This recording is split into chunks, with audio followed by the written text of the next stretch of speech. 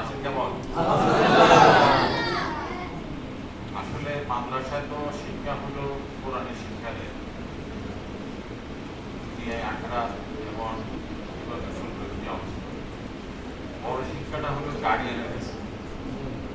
গার্ডিয়ানের শিক্ষাটা কিন্তু ওনারা দেয় না। আপনার বাচ্চাটা কিভাবে চলবে, সমাজে কিভাবে কথা বলবে, কার সাথে কিভাবে চলবে, কোথায় যাচ্ছে, কি করতেছে, এটার মাস্টার কিন্তু আপনি। এটার মাস্টার কিন্তু এখানকার না, টিচার না। আমি যে উদ্দেশ্যে আমি কখনো কথা বলি না, তারপরে আজকে একটু আমার বলার একটু ইয়ে লাগছে। কারণ হলো মূল কথাটা অনেকজনই বলে না। সবচেয়ে বড় বাসার একটা বাচ্চার জন্য টিচার হলো মা আর বাপ। মা আর বাপ। আপনারা বাচ্চাদেরকে আলো দিবেন, ভালোবাসা দিবেন, সব কিছু ঠিক আছে, কিন্তু ওরা কার সাথে মিশতেছে, কোথায় যাচ্ছে, কি করতেছে। যেমন মাদ্রাসা থেকে বিদায় দিল, পড়াশোনার পরে সে বাসায় গেল, আপনি মনে করলেন আমার বাচ্চাটা 2 ঘন্টা খেলতেছে, খেলো, কিন্তু কার সাথে খেলতেছে, কোন ছেলের সাথে মিশতেছে। আপনি যদি এই সময়টা এই বাচ্চার জন্য ব্যয় না করেন, তাহলে এই বাচ্চারা কোনোদিন আপনি যতই এখান থেকে এডুকেশন কোরআনের শিক্ষা যতই দেন, কোনো কাজে আসবে না। একটা মা একটা বাচ্চার জন্য অনেক কিছু করতে পারে। অর্থ দিয়ে কিন্তু বাচ্চাদেরকে মানুষ করা যায় না।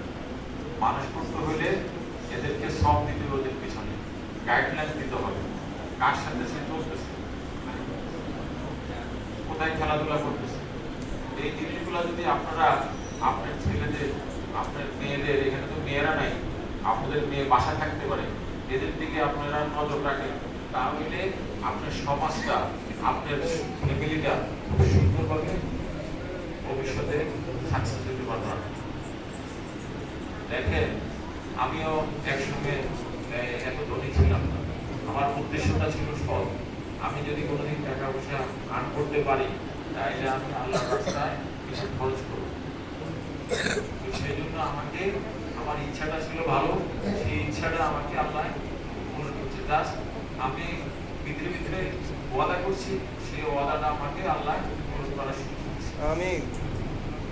তো আপনাদেরও গার্ডিয়ান যারা আছে, বাচ্চারা তো এদের অত বয়স হয় নাই, এদেরকে ওই আমি যে বুঝাবো যেগুলো এখন, এরা এই বোঝার শক্তি হয়নি, কিন্তু আপনাদেরকে বুঝাচ্ছি। আপনারা ওদেরকে ডেলি মাসে মাসে বছরে বছরে জ্ঞান দান করেন। এই জ্ঞান আমার পিছনে যারা আছে, যারা এখানে এদের অভিভাবক শিখায়, এরা কিন্তু এই জ্ঞানটা দিবে না। এটা শুধু বাপ আর মায়ে দিবে। এটা কোনো কোরআনে লেখা নাই, এগুলা কোথাও লেখা নাই। আপনি কোথায় মিশতেছে, কি করতেছে, আপনার বাচ্চাটাকে আপনি সে আর্ন করে কি করবে, এমন কিভাবে করবে, কোন টাইপের চলাফেরা করবে, এগুলা সম্পূর্ণ টিচার হলো মা আর বাবা। আমি দেখেন, এখানে মাদ্রাসাটা করার সময় আমার ইচ্ছা ছিল, আমার এখানে যে ছাত্র পড়বে, ওর ছাত্রের পাঞ্জাবিটা যেন মুছ না হয়, কি না হয়। মানে রাস্তায় দেখবেন অনেক মাদ্রাসায় পোলাপাইন পরে, অনেক মাস্টার আছে, এরকম পাঞ্জাবি যে মুখের মাছ থাকে, মাছ থাকে উপরে বইলে উঠে গেছে, বইলে উপরে উঠে গেছে কেন, আবার ধোয়া নাই, পরিষ্কার নাই। এমন টিচার, এমন ছাত্র, সে টিচারেরও পাঞ্জাবি উঠে উপরে উঠে গেছে, ছাত্ররও পাঞ্জাবি মনে 10 দিনও ধোয় না। তো সেই জন্য আমি বলছি, এখানে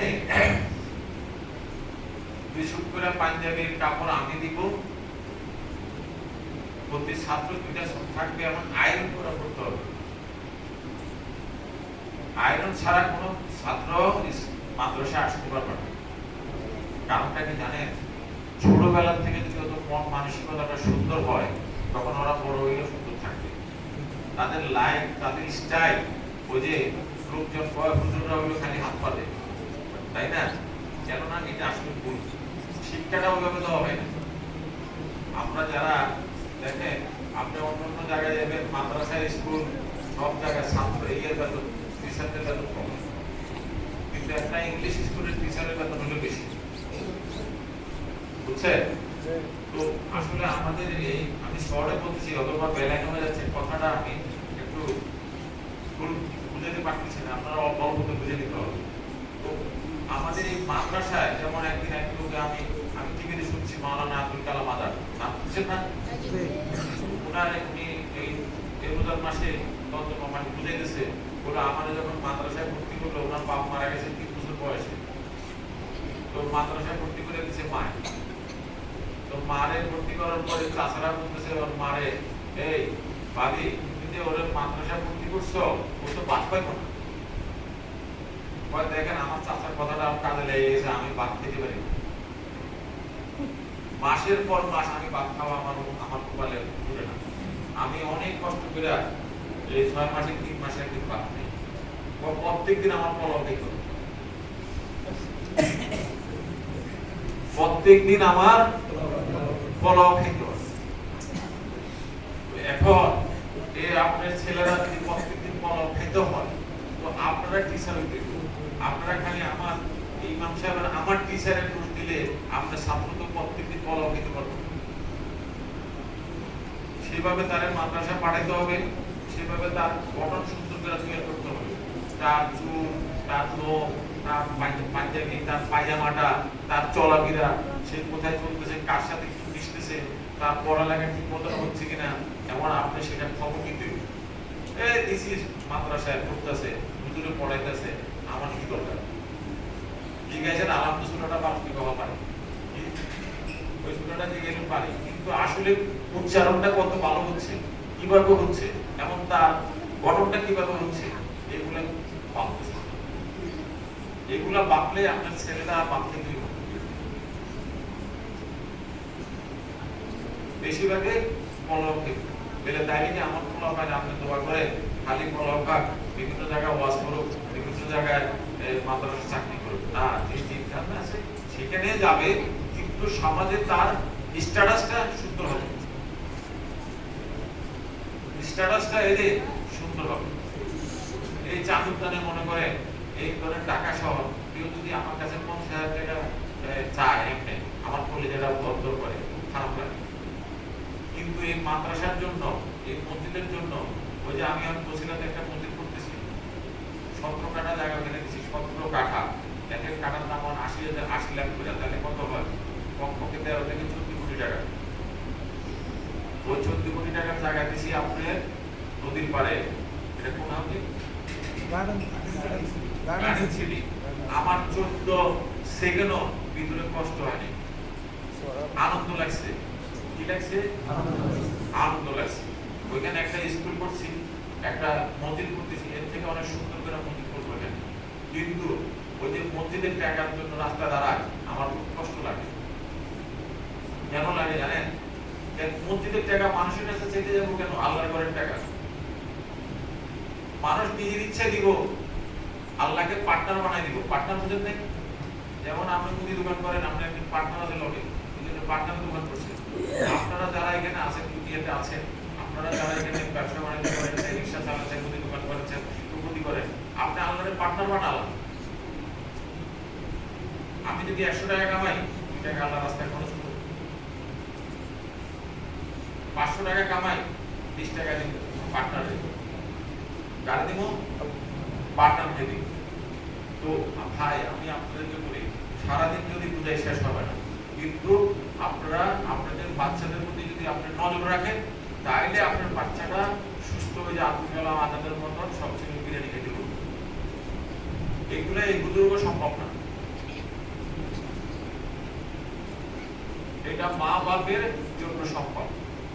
হুজুররা শুধু তালিম দিব, কোরআনের বাকি শিখাই দিব, এই যে কোরআন কথা, কোরআন পড়তে হয়, কিভাবে কোরআনে আমল দিতে হয়, এগুলা শিখে। কিন্তু আদার্স বাপ মার সাথে কি ব্যবহার করতে হবে, আত্মীয় স্বজনের সাথে কি ব্যবহার করতে হইব, কুকুরের সাথে কি ব্যবহার করতে হইব, এমন কার সাথে মিশতে হইব, কার সাথে মিশতে হইব না, কিভাবে বাজার করতে হইব, কিভাবে চলতে হইব, কেন এদের যে বয়স, এই বয়সে এই হুজুররা এদেরকে ওই সামাজিক যে কাল চলন, এটা ওনাদের শিখানো কষ্টকর হয়।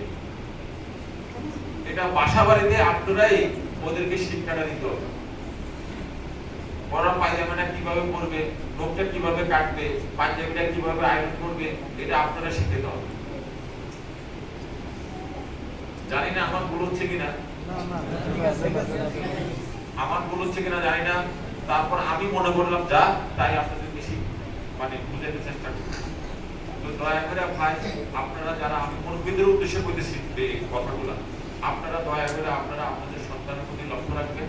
যেমন সন্তানরা কার সাথে মিশতেছে, কি খাচ্ছে, এবং মাদ্রাসায় কি খাওয়া দাওয়া করতেছে, পুষ্টিকর খাবার খাচ্ছে কিনা সেটাও লক্ষ্য রাখবেন। এখানে আমি বলছি কোনোদিন আমার এই ছাত্র খাওয়া কোনো যেন খারাপ না। আমার এক বন্ধু বিলিডে দেখো আমি মাদ্রাসার বাজার করি রাখছি, বুঝলেন নাই, সন্ধ্যার সময় বাজার করি। তো জিজ্ঞাসা ভাই সন্ধ্যা বাজার করেন কি লেগা? তো আরে মিয়া সন্ধ্যা সব কাঁচা মাল কম দামে পাওয়া যায়, মাছও কম দামে পাওয়া যায়। কি কম দামে পাওয়া যায়, কিনলে কম দামে পাওয়া যায়, যখন বেচতে পারে না তখন এটা কম দামে দিয়ে দেয়। কিন্তু আমি আমার মাদ্রাসায় যারা ম্যানেজমেন্ট আছে এদেরকে বলছি বাজার করবো সকালে। কখন? সকালে। সকালে খারাপ খাওয়ানো যাবে না। ভাই দেখেন এটা আমার ব্যবসা না, এটা আমার বিজনেস না, এটা আমি খরচ করতেছি কার জন্য? পার্টনারের জন্য। পার্টনার তো ডাইরেক্ট টাকাটা দিবে না, পার্টনার ডাইরেক্ট নেওয়ার জন্য সুযোগ আছে? সুযোগ নেই। তা আমি আমার পার্টনারের রাস্তায় এটা খরচ করতেছি, পার্টনার যেন খুশি হয়, খুশি হয়ে আমাকে যেন সেফ রাখে দুনিয়াতে যে কদিন আমি বেঁচে আছি, আমাকে এমন সুন্দর জীবন আমি যেন ব্যবসা বাণিজ্য আচার ব্যবহার মানুষের সাথে ভালোভাবে চলতে পারি। আমার পার্টনার শুধু আমাকে এই সহযোগিতাটা করবে, আর যখন দুনিয়া থেকে বিদায় নিব তখন যেন কলমার শরীর সুস্থভাবে যেতে পারে। তো ভাই আপনারা যেখানে যা দান করেন, যা কিছু করবেন, যা খাওয়াবেন, পার্টনারের জন্য কিছু রাখবেন, চেষ্টা করেন। আর নিজের বাচ্চাদের প্রতি নজর দেন, বাচ্চাদেরকে ওই পোলাও খাওয়ার জন্য, বিরিয়ানি খাওয়ার জন্য আপনি খাওয়াই দিব না, ঠিক আপনি ওইভাবে ঘুরে তুলেন, ওরা খেতে পারবো আরামসে। তো আমি যেখানে আমরা আমাকে সুযোগ দিছি আরো এরকম মসজিদ মাদ্রাসা করার জন্য সুযোগ দিছি, আমি কোথাও এই বই বানাইনি। বই বুঝছেন না, চান্দা ওঠানোর জন্য বই, এই 1000 টাকার একটা বই করো, ওই যাও, ওই বাড়িতে যাও 5000 টাকা নিয়ে আও, ওই বাড়িতে যাও 10000 টাকা নিয়ে আও, ওই ফ্যাক্টরিতে যাও 10000 টাকা নিয়ে আও, বিবিসি এরকম আমি করিনি। বসিলা যে মসজিদ করতেছি একদিন হয়তো আপনারা দাওয়াত পাবেন, নিয়ে যাবো ইনশাআল্লাহ। অনেক আধুনিক করে মসজিদ করবো, আমার দেশের একটা আধুনিক করে মসজিদ করছি, অনেক সুন্দর। দেখেন ওই যে দেশে যে মসজিদ করছি আমি, ওই মসজিদ ছিল পুরানো, এখন ওইখানে তো কেউ 2 টাকা 5 টাকা অনেক আগে 50 বছর আগে দিছে, ওর টাকাটা কি হবে? ওই যে 2 টাকা দিল, 5 টাকা দিল 50 বছর আগে, এই মসজিদটা তো বিক্রি করে দিলাম। টিনের মসজিদ ছিল, উপরে চাল ছিল, ওয়াল ছিল, দিলে কি হবে? আমি কি করলাম, ওই মসজিদ 1 লক্ষ কত টাকা বিক্রি করছি আমি বললাম এই টাকাটা শুধু বালু কিনবেন। কি কিনবেন? এই টাকাটা শুধু বালু দেন, কারণ এই বিল্ডিংটা হবে নিচে মার্বেল, তলে মার্বেল, বাইরে মার্বেল, কিন্তু এই বালুটা সব জায়গায় যেন লাগে। পুরো মসজিদে এই বালুটা যেন ব্যবহার হয়। তো দেখেন আল্লাহ পাক শুধু আপনার মন দেখে, অভিনয় দেখে না। আমরা কিন্তু এখানে সব অভিনবাজ বুঝেন নাই, মানে রাষ্ট্রপতিকে খারাইছি একরকম অভিনয় করতেছি, সাহায্যকারে খারাইছি একরকম অভিনয় করতেছি, আমরা কিন্তু এখানে সব এরকম, কিন্তু মন কিন্তু একরকম আল্লাহ দেখতেছি। তো অতএব আমরা মনটাকে খুব সুন্দর রাখি, কাজ করি, ভালো থাকি। ঠিক আছে, ভালো থাকবেন। অনেক কথা বলে ফেলছি, সবাই কিছু মনে করবেন না। আসসালামু আলাইকুম, ভালো থাকবেন।